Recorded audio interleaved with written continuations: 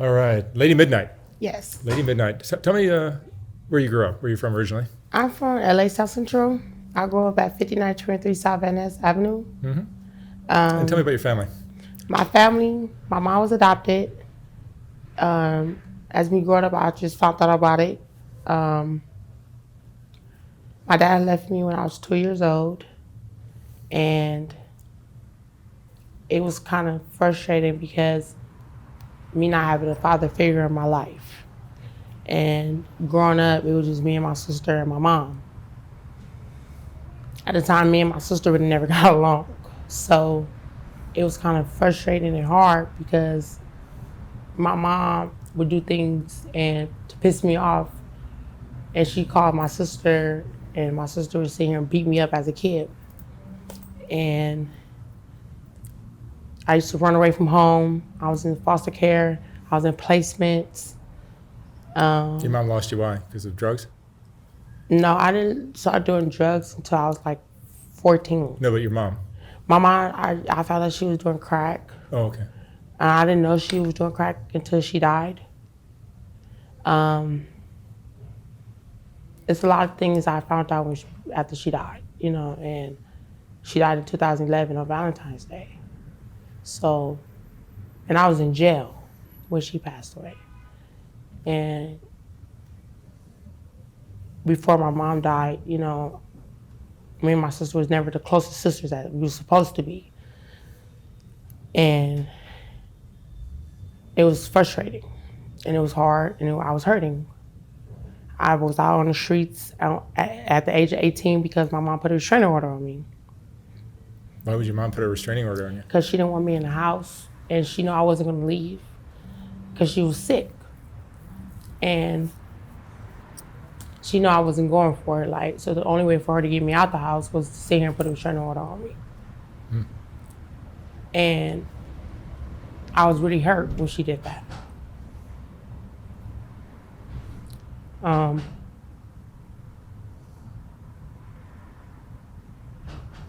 There's a lot of things that my family just ain't shit.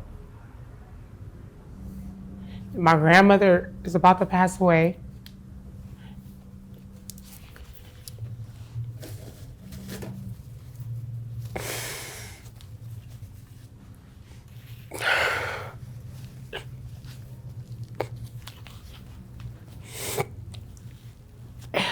It's just hard. Life is hard. I'm a gangbanger. I started gangbanging at the age of 12.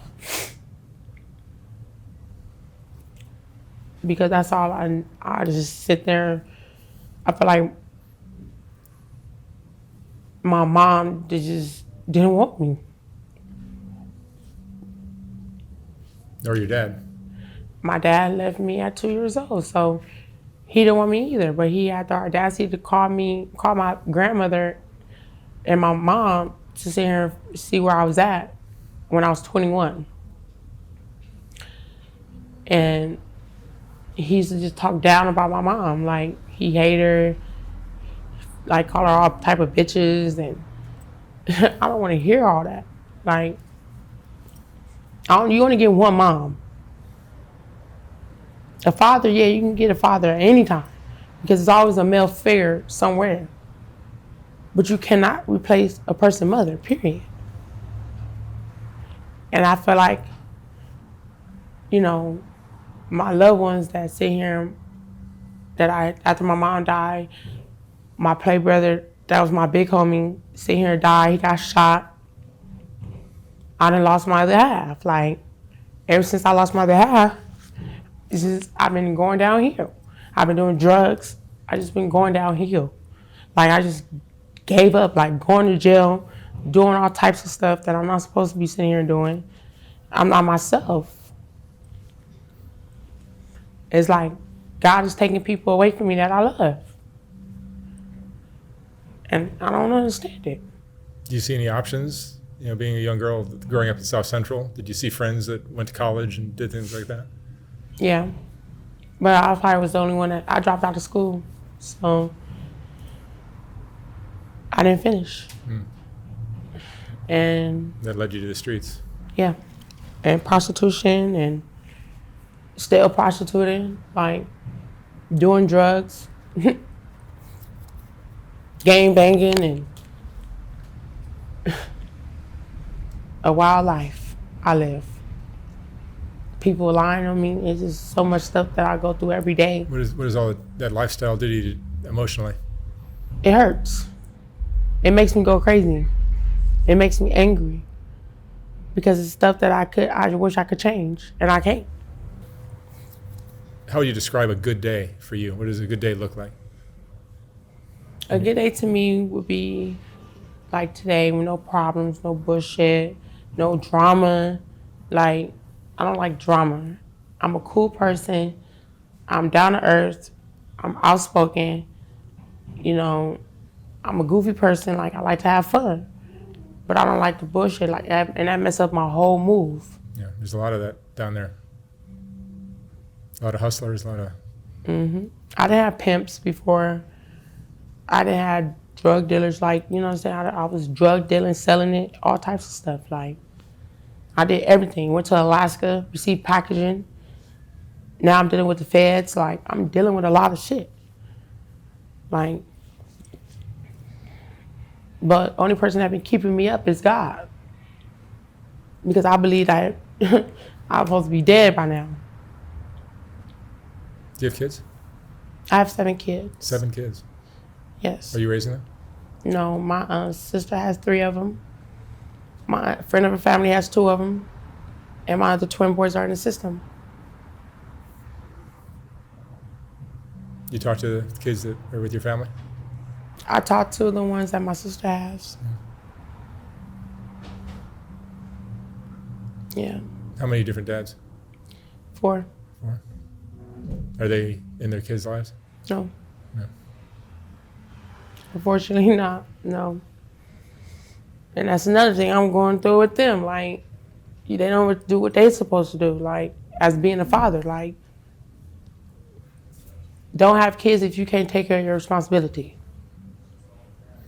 That's how I feel. Yeah, like, what I see from a lot of the stories, especially in South Central, is there's no good role models.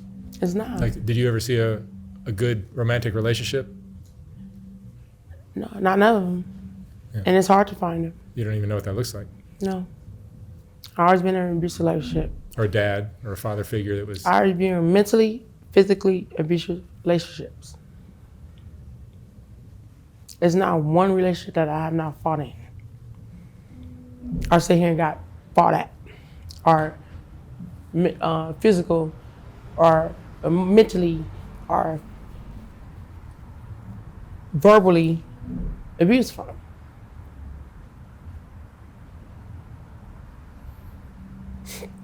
And that hurts. Yeah.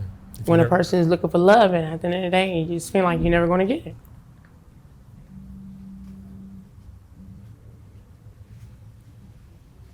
And it hurts.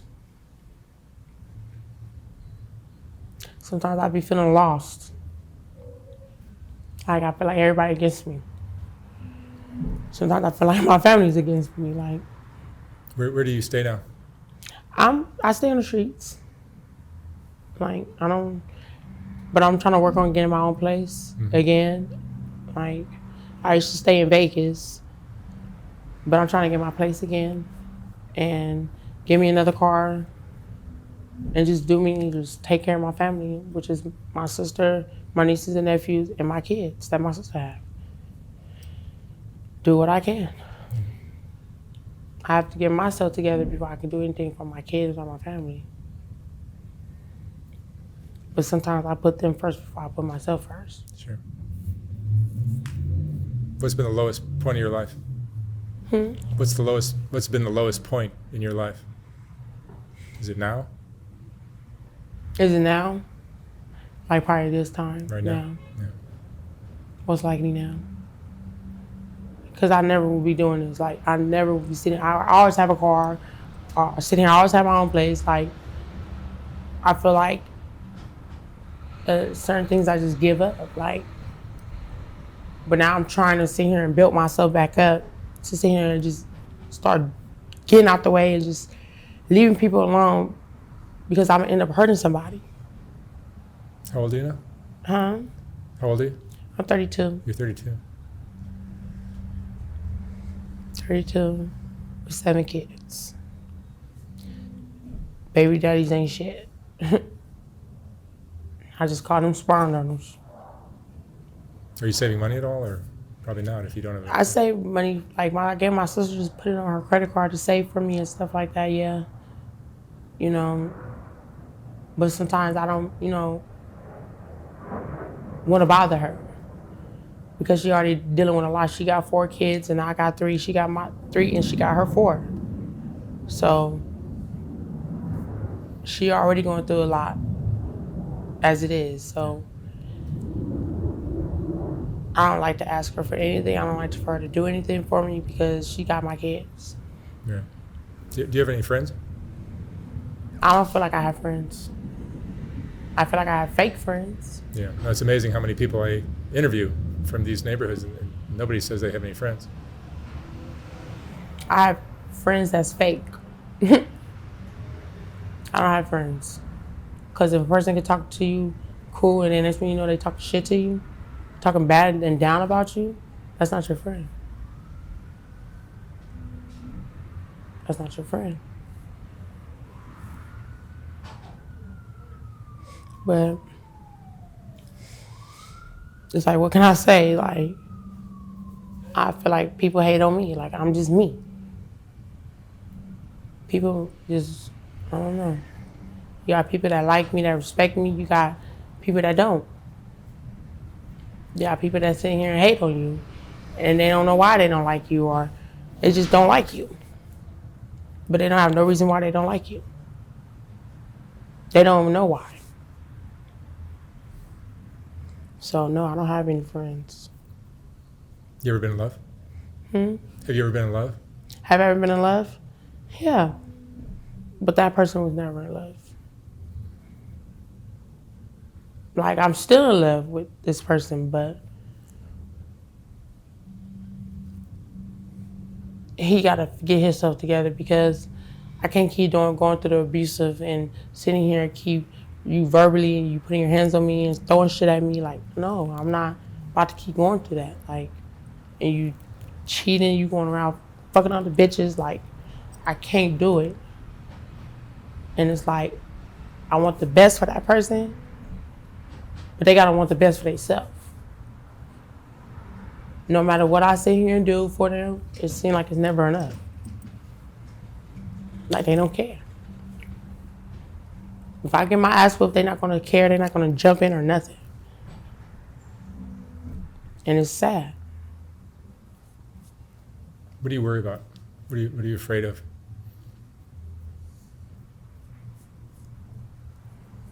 Dying. Which happens a lot down there. Dying over something stupid.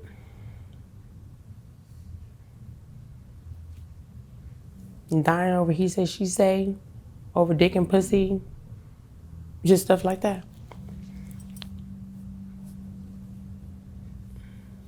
Do you still have hope of getting your life together, getting your kids back, or anything like that? Yeah, I have a little bit of hope. I have a little bit of hope. I have legal guardianship with my 1-year-old, reunification with her. But I just need to be in my own place so I could be able to get her back and do what I have to do. But until then, I hurt every day. I want to cry every day because I'm tired. Yeah, it's an exhausting life, right? This shit get tiring. This shit get old. Like, stuff that people do is like, I did it before already. And I see it again. It's like, grow up. Like, and I grew up already. I passed by that already. When I used to hoe, I almost died like 3 times. Getting into a trick car, they try to pull a knife on me, try to rape me, and I made it out. And again and again. So that's 3 times it happened to me. And I'm still sitting here out there getting money to this day. But now I'm doing stuff differently. Instead of moving fast like that and taking anything and getting anybody's car. I'm taking cautious of who car I get in.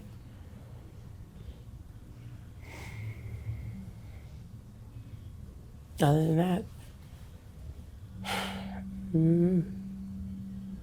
I think ever since my best friend, my day one, my big homie died, that's when I went downhill. That's when I started saying fuck everything. What would you have done differently if you could have? I wouldn't be doing drugs. I'd probably have my kids. I'd be in my own place. I have 2, 3 cars. My mom probably be still living.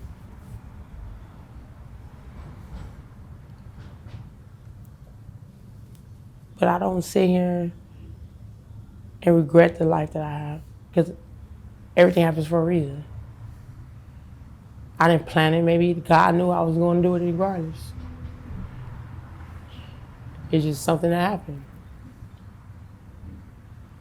You never know what's going to happen until it comes to you. And that's how it usually works. What would you say is the most important thing you've learned in your life? To do things differently. To not go back on the same bullshit that I was doing before. I'm getting older. I'm not getting no younger. And I am a mother now, so my kids is the reason why I'm trying to change. If it wasn't for my kids, I'd probably be in a penitentiary or in a grave right now. All right. Lady Midnight, thank you so much for sharing your story. You're welcome. I wish you the best of luck. Thank you. Thank you very much. Mm-hmm.